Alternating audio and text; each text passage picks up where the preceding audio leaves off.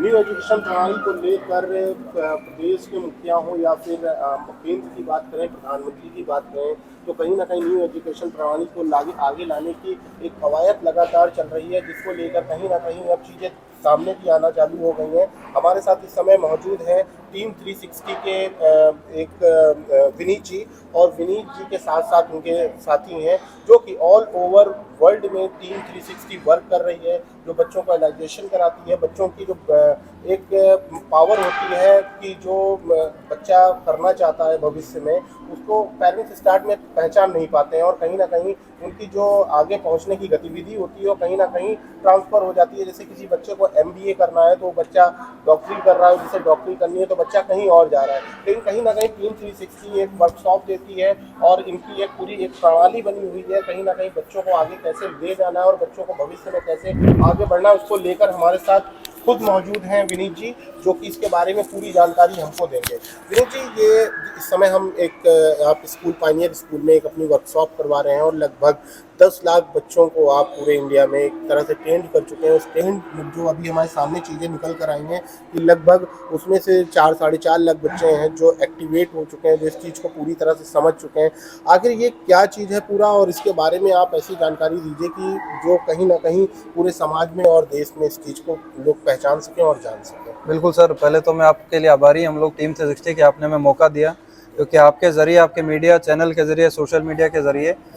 Parents तक ये बात जा सकेगी। तो बिल्कुल मैं बताना चाहूँगा कि अभी हम लोग पीएमएस स्कूल लखनऊ में खड़े हैं, जो कि एक बहुत बड़ा ब्रांड है। इसके लगभग 17 ब्रांचेज है, और हम इसमें हमें स्कूल मैनेजमेंट से भी परमिशन मिली है कि हम यहाँ के सभी बच्चों को ये चीज़ सिखाएं। हालांकि हम लोग इस फील्ड में लगभग 11 साल से हैं, और 11 साल से हम बच्चों की करियर काउंसलिंग करते आ रहे हैं। लेकिन करियर काउंसलिंग और उनकी जन्मजात प्रतिभा को पहचानने के लिए हमारे पास में जो टेक्निक रही है, वो टेक्निक है जिसको बोलते हैं रिज एनालिसिस। ये एक अमेरिकन कंसेप्ट है, जिसके अमेरिका, दुबई और ऑस्ट्रेलिया के अंदर ऑफिसेस हैं, जहाँ से हम लोगों ने इस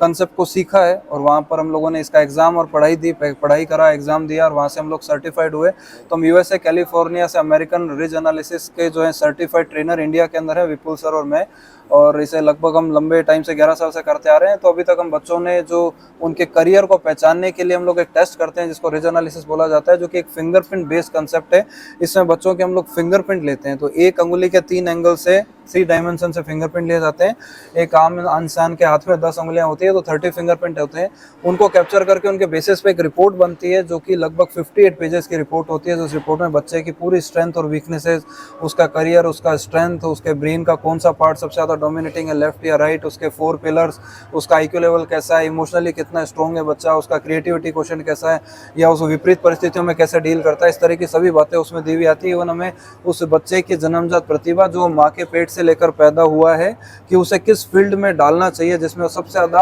आगे एक्सेल कर सके। जैसे इंजीनियरिंग कर सकता है, मेडिकल में जा सकता है, आईएएस बन सकता है, आईपीएस बन सकता है, पॉलिटिक्स में जा सकते हैं, सीए कर सकता है, बिजनेस करेगा, खुद का काम करेगा। जो भी होगा उसकी न केवल इंटरेस्ट के बेसिस पे, बल्कि जन्मजात जो स्ट्रेंथ लेके आया है, उसके अकॉर्डिंग हम उसको दिशा निर्देश देते हैं कि भाई आप इस फील्ड में जाओगे, आपकी जन्मजात प्रतिभा ये है, इस दिशा में जाओगे तो तेजी से काम करोगे। इवन ये एकदम वैसी बात हो गई कि हवा जिस दिशा में जा रही है, अगर उसी दिशा में, जिस दिशा में हवा बह रही है, उस दिशा में हम बहेंगे तो हमें बहुत कम एफर्ट करने पड़ेंगे और हम तेजी से बढ़ेंगे। अब हवा के विपरीत दिशा में हम लोग जाने का प्रयास करेंगे तो हमें एफर्ट भी बहुत करना पड़ेगा और हमें थकान हो जाएगी। इसलिए हम लोग इस रिपोर्ट के जरिए वो तरीके बच्चों को सुझाते हैं कि आप कम एफर्ट के अंदर बहुत ज़्यादा अपनी ज़िंदगी के अंदर सफलताओं के शिखर को पकड़ सके। अब रिपोर्ट में तो क्या वीकनेसेस भी आती है, उनको दूर करने के लिए हम वर्कशॉप भी कराते हैं, जो स्कूल में लगभग 3 महीना चलता है, जिसका रिजल्ट ये रहता है कि बच्चों की याददाश्त बहुत अच्छी होती है, फोटोग्राफिक मेमोरी अच्छी हो जाती है, उनमें स्टेज के ऊपर बोलने का जो फियर है वो हट जाता है, स्ट्रेंथ और उनकी जो वीकनेसेस है वो ओवरकम होकर स्ट्रेंथ में बदल जाती है।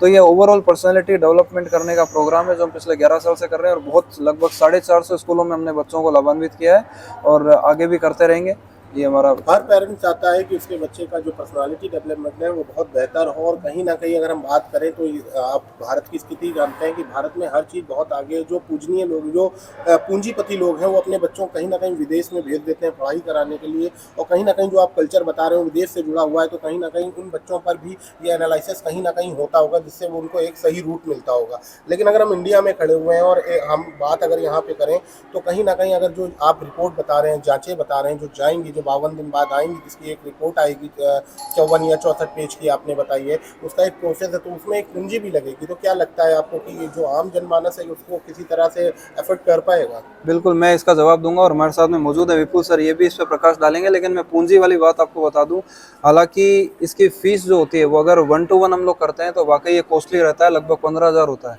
लेकिन जब हम स्कूल्स में इस प्रोग्राम को करते हैं तो बहुत नॉमिनल हो जाता है, 15,000 से घट के बहुत ही कम राशि में, क्योंकि बच्चे भी बल्क में रहते हैं तो कंपनी को इतना नुकसान नहीं होता। फीस घट के आ जाती है लगभग 6,000 पे। 6,000 के अंदर भी हम लोगों के यहाँ से 3 या 4 कोर्स कराए जाते हैं, जिसमें हम फिंगरप्रिंट एनालिसिस भी कर देते हैं, जो विदेश का खर्चा है वो भी इसमें शामिल हो जाता है। कोर्स भी हम लोग इसके अंदर कराते हैं जो लगभग 3 महीने चलता है। और एक कोर्स जबरदस्त जो हम कराते हैं, जिस कोर्स की डिमांड हर स्टूडेंट की है और हर कॉम्पिटिटिव एग्जाम के बच्चे की, अगर वो स्कूल लेवल पे सीख ले तो ज़बरदस्त है। जैसे brain engineering memory enhancement program बोलते हैं, उसको मैं हल्का सा आपको ब्रीफ कर देता हूँ कि इस प्रोग्राम से बेनिफिट क्या हो जाता है। हम ऐसी 8-9 तरह की टेक्निक सिखा देते हैं, जिस टेक्निक से कोई भी बच्चा किसी भी तरह का study material with page number guarantee से याद कर सकता है। क्या क्या याद कर सकता है? जैसे dictionary, periodic table, science information, mathematics के फॉर्मूले, फिजिक्स के फॉर्मूले, केमिस्ट्री के इक्वेशन, लॉन्ग पैराग्राफ, बड़े आंसर, ज्योग्राफी के मैप, हिस्ट्री की डेट, कौन से देश की कौन सी कैपिटल है, कहाँ की कौन सी करेंसी है, कहाँ कौन सी भाषा बोली जाती है, भारत के संविधान के 450 article, income tax section, IPC की धाराएं,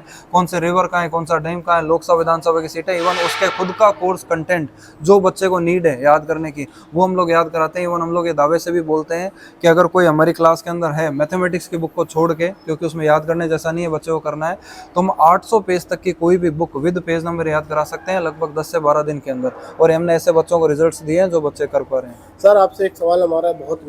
अहम सवाल ये है कि आज की तारीख में बहुत सारी चीज़ आर्टिफिशियल इंटेलिजेंस के ऊपर चल रही है। कहीं ना कहीं अगर हम उसकी बात करें तो एक बच्चों के अंदर जो एक माइंड पावर होता है एग्जॉर्व करने का, तो एग्जॉर्व करने में जैसे कोई बच्चा देखते हैं शुरुआती तौर पे, जो मैंने देखा है कि कुछ बच्चे स्कूल में रहते हैं पर उनकी नज़रें पेड़ पौधों पर होती है, कुछ बच्चे जो हैं देख रहे होते हैं कि उनकी नज़रें टॉयस पे पड़ी हुई हैं, पढ़ाई पे ध्यान नहीं लग रहा। तो कहीं ना कहीं एक जो उनका मोटिवेशन है, जो उनका माइंड है, वो उधर एग्जॉर्व हो रहा है। तो कहीं ना कहीं इस चीज़ को जो आप लेकर चल रहे हैं, क्या ये यही कवर किया जाता है या कहीं ना कहीं इसको आर्टिफिशियल इंटेलिजेंस पे भी जोड़ रहे हैं आप? बहुत अच्छी चीज़ पूछी सर आपने। सबसे पहले तो केडी के न्यूज़ चैनल ना, केकेडी न्यूज़ चैनल, आपका बहुत बहुत आभार व्यक्त करते हैं टीम 360 की तरफ से कि आपने इस चीज़ को जनमानस तक पहुंचाने में हमें सहयोग किया। और जैसा कि आप पूछ रहे हैं, ये बात पे हम 3-4 पॉइंट्स में इस चीज़ को कवर करेंगे। पहला, जैसा सर ने कहा, बिल्कुल ये एक्चुअली प्रॉब्लम क्यों होती है, 2 कारणों से ये प्रॉब्लम होती है। बच्चा क्लास में बैठा है, अभी आजकल तो मूवीज़ भी आती है इस तरह की, वो पढ़ने में लगा हुआ ही नहीं, वो पेड़ पौधों की तरफ देख रहा है और टीचर पढ़ा रहे हैं। तो ये कब होता है? जिस बच्चे का मेलाटोनिन हार्मोन का सीक्रेशन कम है, उस व्यक्ति के अंदर ये चैलेंज ज़्यादा आता है। तो वो जो डिस्ट्रैक्शन है उसकी वजह से आ रहा है, क्योंकि वो हार्मोन का प्रॉपर सीक्रेशन हो ही नहीं रहा। तो वो इधर देखेगा, मैडम पढ़ा रही है, मैडम की बात पे गौर ही नहीं है, वो फिर ब्रेन रजिस्टर भी नहीं करता है चीज़ को। सिर्फ एक रीज़न है कि मेलाटोनिन का सीक्रेशन कम हो गया है। ये जो सर ने एआई मेथड बताया, बिल्कुल आजकल आर्टिफिशियल इंटेलिजेंस बहुत ज़्यादा ग्रो कर रही है और हम उसका उपयोग करके जो है ऐसे साइंटिफिक टूल्स लेके आए हैं जिसके बेसिस पे बच्चे के ब्रेन को रीड किया जा सके कि क्या कारण है कि वो उस तरफ देख रहा है, क्या उसका इंटरेस्ट है पेड़ पौधों में। भाई अगर कोई बायो लेके या बॉटनी में लेके आगे अपना करियर बनाना चाहे तो क्या उस कारण से बार बार उस तरफ नजर जाती है और मैथमेटिक्स में इंटरेस्ट नहीं है, या मैथमेटिक्स से परेशान है इसकी वजह से उधर देख रहा है, या टीचर से परेशान है इस वजह से देख रहा है, या इन सब के अतिरिक्त उस बच्चे के अंदर ऐसा कोई इशू है कि उस बच्चे का जो है एक्सरे करने से पता चल रहा है कि उसका मेलाटोनिन हार्मोन का कम है सीक्रेशन। इनमें से कौन सा कारण है, ये आर्टिफिशियल इंटेलिजेंस से पूरा पता चलता है। उसके बेसिस पे हम बच्चों को गाइड करते हैं। जैसा सर अभी आपने पूछा था, मैंने 3-4 पॉइंट कहे, उसमें 3 पॉइंट बचे, मैं कवर कर देता हूँ। जैसे मान लीजिए अभी इंडियन एजुकेशन सिस्टम की स्थिति ये है कि ये एक पेड़ है। अब एक पेड़ पे जो पेड़ पे चढ़ जाएगा उसे विनर माना जाएगा। अब मछली को ये कह दिया जाए तुम पेड़ पे चढ़ जाओ, तो संभव नहीं है, वो चढ़ नहीं सकती। वो तैरने में बहुत एक्सपर्ट है, लेकिन हमारा एजुकेशन सिस्टम है कि तुम उस पेड़ पे चढ़ोगे ना तभी तुम विनर कहलाओगे। अब ऐसे में अगर मान लो सांप को कहो तो वो चढ़ जाएगा, लेकिन उसको बेचारे को दौड़ने को नहीं दौड़ सकता। हाथी से ये कहो कि तुम सब पानी में तैर के दिखाओ, वो पानी में जाएगा, डूब ही जाएगा बेचारा, क्योंकि इतना बलशाली है, लेकिन वो पानी में नहीं जा सकता। इस कारण से हम ये टेस्ट लेके आए कि जिस व्यक्ति में जो स्ट्रेंथ है, आपके चाहे ह्यूमन बींग हो चाहे जानवर हो, हर इंसान की, हर जो जीव है उसकी अपनी एक स्ट्रेंथ है, वो आप रिकॉग्नाइज कर पाए। तो एक्सट्रीम पे आप सक्सेस अचीव कर पाओगे, जो हम ये चाहते हैं इसके अंदर। उसके अतिरिक्त एक चीज़ हम यहाँ पे और कवर करना चाहते हैं, यहाँ पे जितने भी लोग हैं मीडिया कर्मियों से भी हम ये बहुत हमारी रिक्वेस्ट है, ज़्यादा से ज़्यादा लोगों तक ये चीज़ पहुँचाए। क्यों? क्योंकि जो बच्चे अभी हाल फिलहाल में, मैं ज़्यादा इसको खोल के नहीं इसके ऊपर बात करना चाहूँगा, अभी एक IAS अधिकारी ने सुसाइड किया, तो इंटेलिजेंस में तो कोई कमी नहीं होगी, भारत की सबसे कठिन परीक्षा है IAS का देते हैं, IAS में सेलेक्ट होने के बाद भी उन्होंने सुसाइड किया, लिख के गए कागज में, सॉरी IPS ने सुसाइड किया, लिख के गए घरेलू परिस्थितियों के चलते। एक पुलिस वाले से हम जो है या डिफेंस के व्यक्ति से हम ये एक्सपेक्ट करते हैं कि वो तो बहुत स्ट्रांग होंगे और उस जनता को संभालेंगे, सपोर्ट करेंगे, वही सुसाइड कर रहे हैं। क्यों? कि कहीं ना कहीं एडवर्सिटी क्वेश्चन यानी विपरीत परिस्थितियों को डील नहीं कर पा रहे हैं, या इमोशनल क्वेश्चन उनका वीक है जैसे डील नहीं कर पा रहे हैं। अगर आपको ये 5th स्टैंडर्ड 6th स्टैंडर्ड में किसी टेस्ट के थ्रू पता चल सके कि ये बच्चा इंटेलिजेंट तो बहुत है लेकिन ये चैलेंजेस फ्यूचर में इसको आ सकते हैं, उनका आप सॉल्यूशन 5th 6th में ही कर देंगे, तो आपको जो हमारे देश को जो बेस्ट स्ट्रीम मिलेगी वो एकदम जबरदस्त होगी, जो हमारे पहले के टाइम रहे हैं, राणा प्रताप लो, शिवाजी रो, जिनमें किसी तरह का कोई डर नहीं और कुछ देश को कंट्रीब्यूट करने वाले लोग हैं, ऐसा हम क्रिएट कर पाएंगे। आखिरी और अहम सवाल, और हम ये सवाल को इसलिए अहम बोल रहे हैं क्योंकि आप देखते हैं कि अभी द केरला स्टोरी रिलीज हुई, उसके बाद अभी एक निमो लखनऊ वाली जो मोबाइल के ऊपर ही बनी हुई है, ठीक है, उसको लेते हुए अगर गवर्नमेंट इन सब चीज़ों पे टैक्स फ्री करती है, क्यों करती है? कि लोग आएँ और समझें उस चीज़ को। तो कहीं ना कहीं आप एक टीम 360 जो है ऑल ओवर वर्ल्ड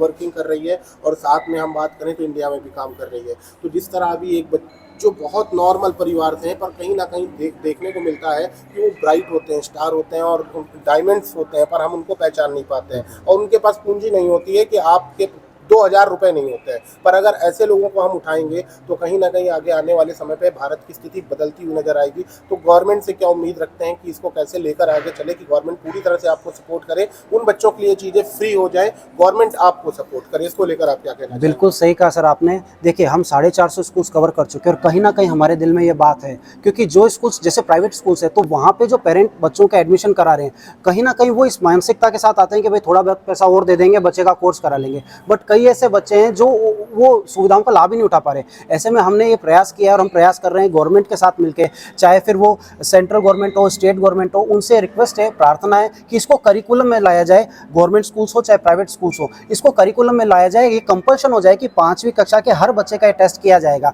और उसमें किसी तरह की कोई फीस चार्ज नहीं की जाए। ऐसा गवर्नमेंट अगर हमारे को सपोर्ट करती है तो भारत के हर बच्चे को इसका लाभ मिलेगा। हम मिनिमम से मिनिमम अमाउंट ले रहे हैं, क्योंकि जो बच्चा 10th में साइंस लेने की सोचता है या पेरेंट्स सोचते हैं साइंस दिलाएं, वो कोटा जाएंगे तैयारी करने के लिए, जहाँ 2 से 5 लाख तो लगना ही है साल का,